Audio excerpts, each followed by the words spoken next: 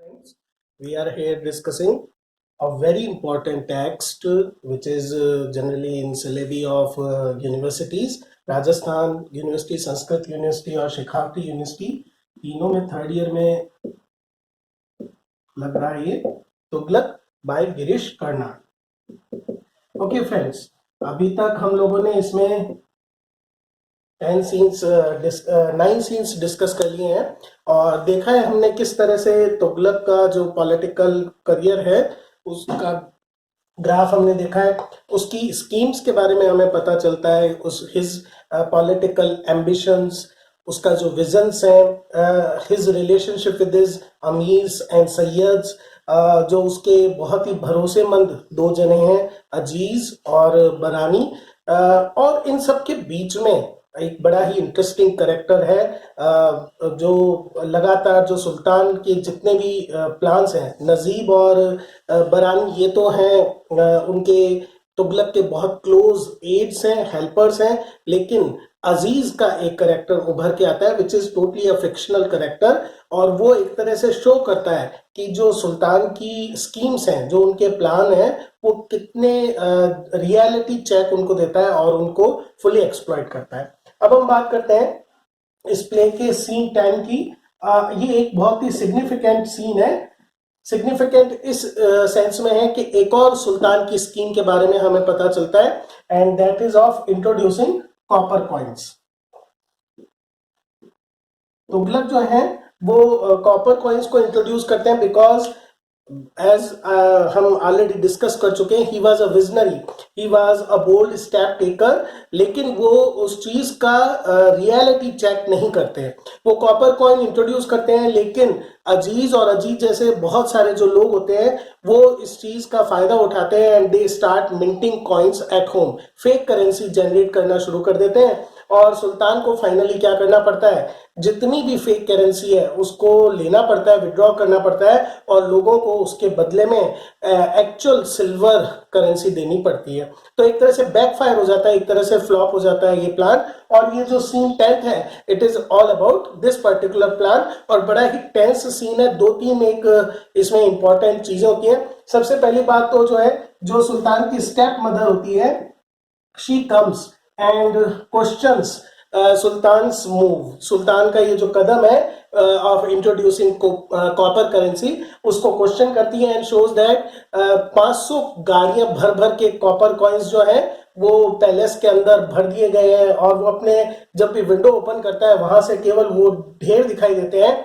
And sultan tales के what can I do, मैंने जो किया था it was thinking about the economy of my state, लेकिन दो जो प्लान है वो बैकफायर कर जाता है। और उसके साथ ही स्टेप मदर ये भी बताती है कि you are killing amirs and their families. तो सुल्तान कह देता है because they are not telling me the name of the murderer of Najib. हमने देखा था नजीब को मार दिया जाता है।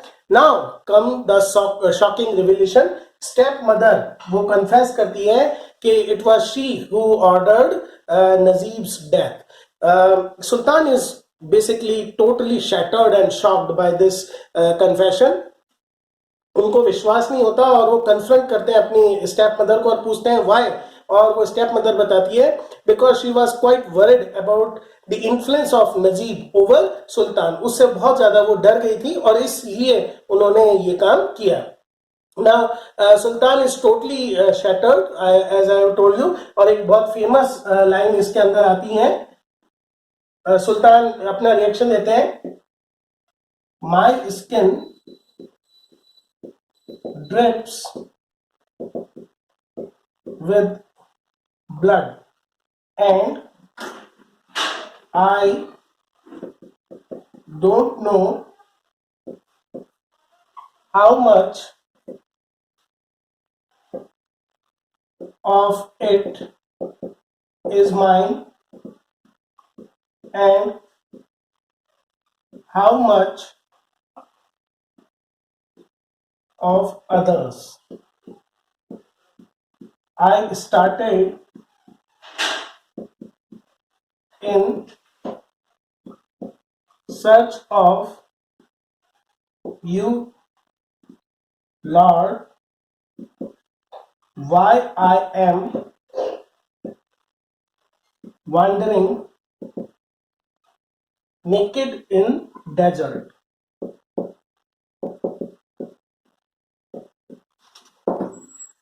दिस शोज, ये जो उनका डायलॉग है, this shows his agony, his soul searching and his total devastated soul, वो हमें पता चलती है। बरानी जो है इसी बीच आकर बताते हैं कि जो सैयद थे, जो जिनको बुलाया गया था, खलीफा के जो डिसेंडेंट थे, वो आ चुके हैं। And king the Sultan is not somewhat relaxed by this news, बहुत ज्यादा खुश नहीं होते, but still he thinks that it is an occasion which can be used to restore some faith and hope in his subjects. और उनका जो man, एक powerful man जब अपने आप को हेल्पलेस फील करता है, तो वो सेम सिचुएशन तुगलक फील करते हैं। ओके, नेक्स्ट सीन की तरफ हम चलते हैं। This is seen 11। सीन 11 के अंदर तुगलक और बाकी जने इस चीज को पूरी जनता के बीच में बताया जाता है कि उनके बीच में खलीफा का एक डिसेंडेंट, उनके खानदान से आए हुए लोग हैं, सैयद अब्बासिद। हम जानते हैं एक्चुअली में it is not Abbasid, he is Aziz. Aziz हैं जिन्होंने डिस्गाइज कर रखा है। तुगलक वेलकम करते हैं उनको एंड ही पेज होमेज, बड़े हाई प्रेज के वर्ड्स यूज करते हैं। इट इज क्वाइट आयरनिकल, क्योंकि यही प्लान है अजीज का कि once sultan recognizes him as Abbasid, as from the clan of Khalifa, उसके बाद उनकी रेपुटेशन है एस्टेब्लिश हो जाएगी। और अजीज के मन में बिल्कुल इस चीज को लेकर कोई डर या कोई डाउट नहीं है that his plan will be successful.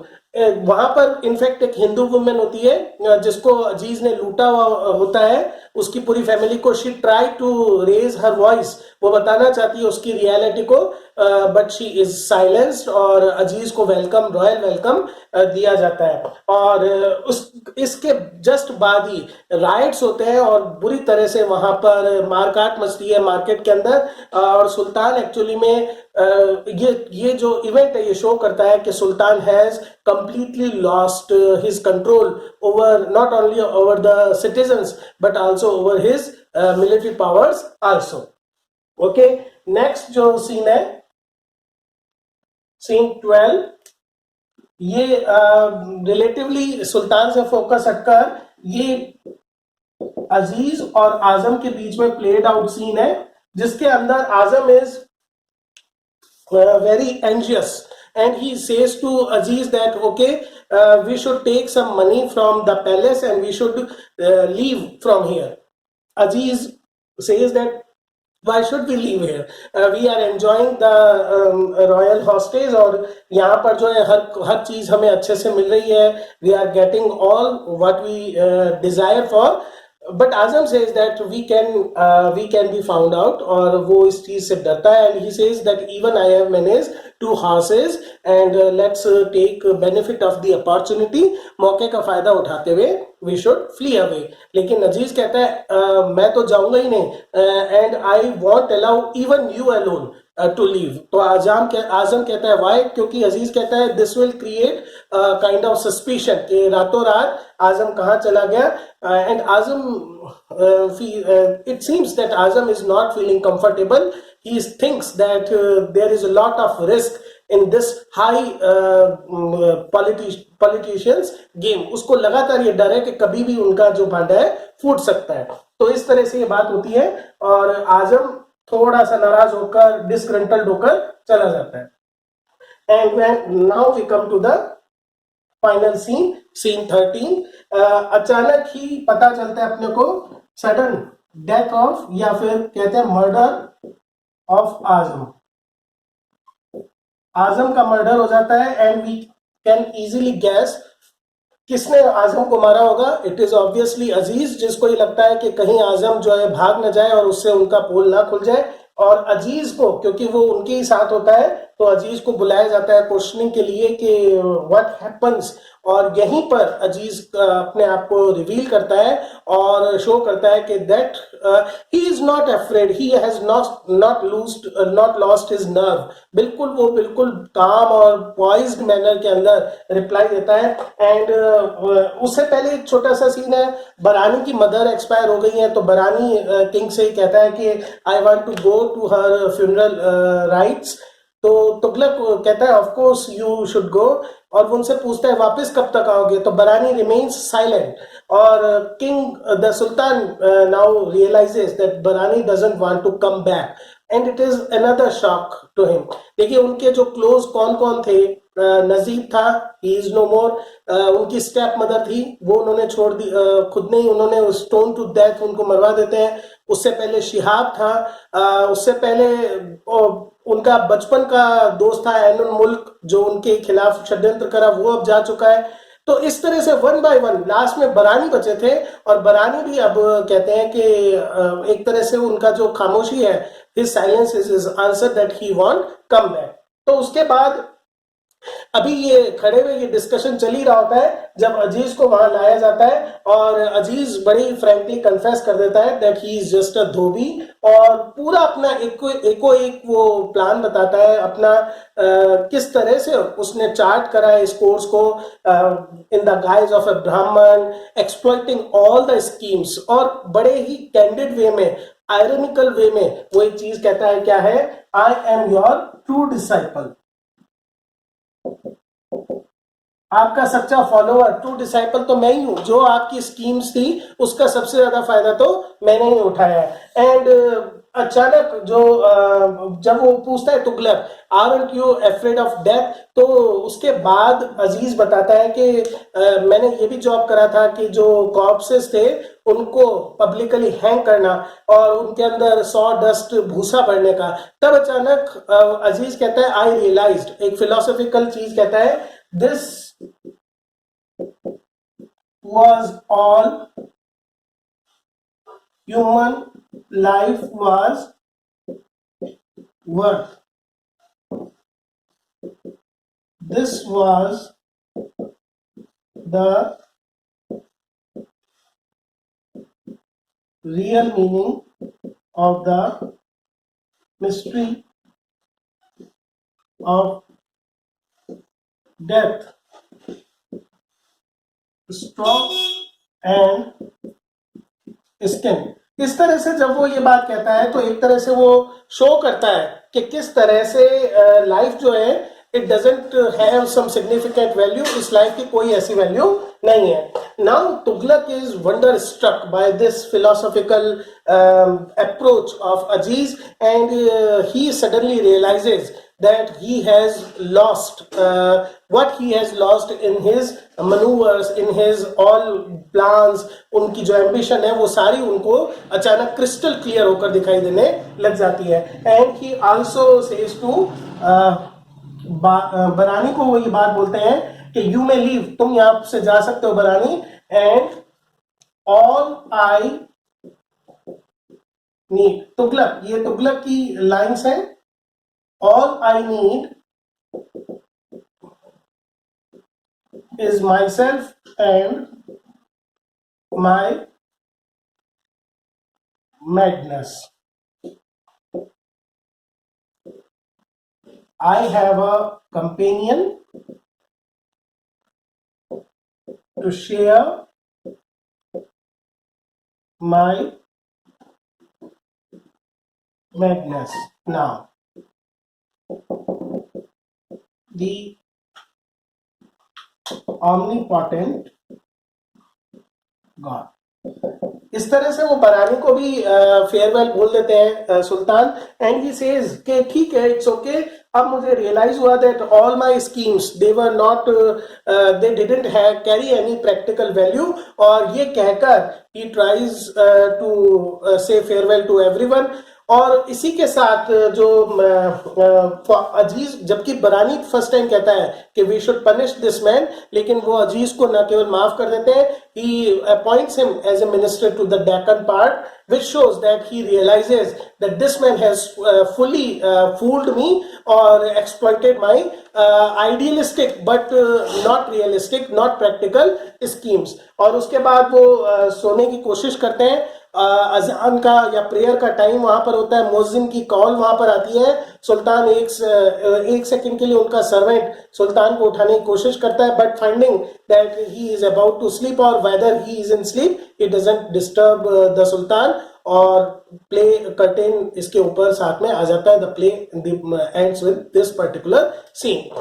तो फ्रेंड्स, ये जो प्ले है गिरीश कर्नाड का, it is not just retelling of historical figure. केवल ऐसा नहीं है तुगलक की लाइफ को ये प्रेजेंट करता है, या उनकी जो पॉलिटिकल एम्बिशन थी या उनके जो विजनरी प्लान्स थे उनका जो फेलियर था उनको प्रेजेंट करता है। It shows the failure of blind idealism when you are not attached with the reality. जब आप रियलिटी से हटकर, या जिसको अपन बोलते हैं केवल एक धरातल से परे कोई चीज बनाना, वो कोशिश करता है, तो उसका क्या अटर फेलियर होता है। साथ ही it shows that corruption at every level destructs all your visions. जो ये करप्शन था, जो अजीज जिसका एक रिप्रेजेंटेटिव है, वो ये शो करता है कि आपके प्लान्स हो सकता है बहुत ज्यादा विजनरी हो, but they have to deal in a society which is itself ready to follow those plans.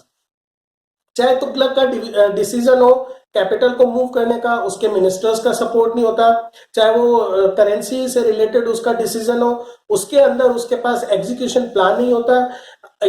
As a political manoeuvrist he is best. वो बहुत अच्छे ढंग से समझते हैं किस तरह से अपने ओपोनेंट्स को शांत किया जाए, but as an ideal king he is far far away from the reality. जब इसके यूनिवर्सिटी क्वेश्चंस आते हैं, एक तो जो तुगलक का कैरेक्टर है वो खुद भी बहुत इंपॉर्टेंट क्वेश्चन है फ्रेंड्स।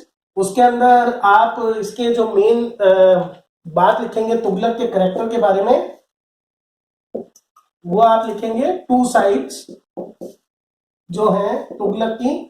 एक आइडियलिस्ट, जिसके अंदर आप ये लिख सकते हैं कि किस तरह से he plans to win the faith of all his citizens, Hindu और मुस्लिम्स, और साथ ही में फिलोसफिकल है, किस तरह से वो न केवल इस्लामिक बल्कि बाकी ग्रीक और बुद्ध इन सबको भी पढ़ते हैं। एक साइड तो ये है, और दूसरी जो इनकी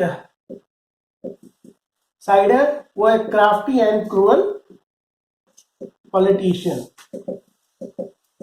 इसके अंदर आप उनका स्टार्टिंग से किस किस तरह से उन्होंने शेख के साथ किया, इसके साथ किस तरह से उनके खिलाफ जो कॉन्स्पायरेसी होती है उनको असैसिन करने की, उसको फॉइल करते हैं। इसके अलावा एमन मुल्क को किस तरह से हराते हैं, ये सारी चीजें इनके क्राफ्टी और क्रूअल पॉलिटिशियन के रूप में हम प्रेजेंट कर सकते हैं। शहाबुद्दीन को कैसे सजा देते हैं, हर चीज का कैसे फायदा उठा लेते हैं अपने पक्ष में करने का, ये सारी चीजें इनके करेक्टर के अंदर हम दे सकते हैं। साथ ही में इनके करेक्टर के इवैल्यूएशन में हम देखेंगे किस तरह से there was total alienation from reality. इनको आइडिया नहीं होता है, चाहे वो ह्यूज पब्लिक डिस्प्लेसमेंट हो, उनको दिल्ली से दौलताबाद मूव करने का हो, कॉपर कॉइन्स वाला हो, ये नहीं जानते कि कॉमन सब्जेक्ट्स कैसा फील कर रहा है, और यही कारण बनता है इनके फेलियर का। और क्वेश्चन के अंदर जो इनकी प्लान्स हैं, स्कीम्स हैं, उनके बारे में जरूर आप मेंशन करें, और किसके साथ क्या उसका हश्र होता है। एक और जो इंपॉर्टेंट क्वेश्चन आता है तुगलक के कैरेक्टर में, एक्चुअल में इसकी थीम से रिलेटेड भी कवर हो जाएगा। एक क्वेश्चन जो अलग ढंग से बनता है वो आता है अजीज का character as a perfect foil. तो इसमें आप ये बताएंगे बिगनिंग के अंदर अजीज जो है ही is just a money monger, केवल वो पैसे का भूखा है, लेकिन जैसे जैसे प्ले आगे बढ़ता है ही आल्सो बिकम मोर एम्बिशियस, उसकी एम्बिशन बढ़ती चली जाती है, और he wants more and more he becomes power hungry, वो भी तुगलक की तरह ज्यादा से ज्यादा पावर को लेना चाहता है और this results in is going to that particular throne, वहां तक उसका जाना वो पता चलता है। तो ये सारी जो चीजें हैं ये हमें इस प्ले में देखने को मिलती हैं। और दोस्तों इसके अंदर यूनिवर्सिटी में क्वेश्चन करने के लिए हमें ये ध्यान में रखना चाहिए कि तुगलक की स्टोरी को आप जरूर बेस बनाएं कि इसके अंदर क्या था। तो ये था दोस्तों हमारा प्ले तुगलक। किसी और इंपॉर्टेंट टेक्स्ट के साथ फिर हम जल्दी मिलेंगे। Thank you friends.